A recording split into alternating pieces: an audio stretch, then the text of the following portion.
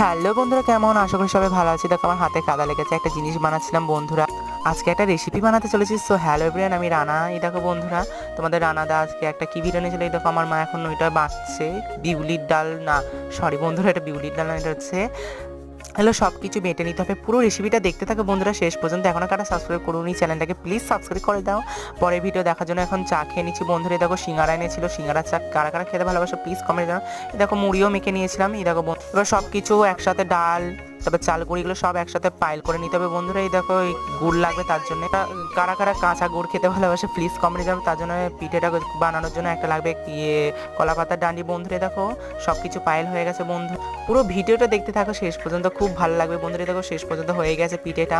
এটা কি পিঠে হচ্ছে প্লিজ কমেন্টে জানাবে বন্ধুরা। কারা কারা এরকম পিঠে খেতে ভালোবাসে প্লিজ কমেন্টে জানাও বন্ধুরা। ফাইনালি আমাদের বানানো হয়ে গেছে এতগুলো পিঠে বন্ধুরা। দেখা যাক, কি দেখো কি সুন্দর লাগছে না কালারগুলো বন্ধুরা।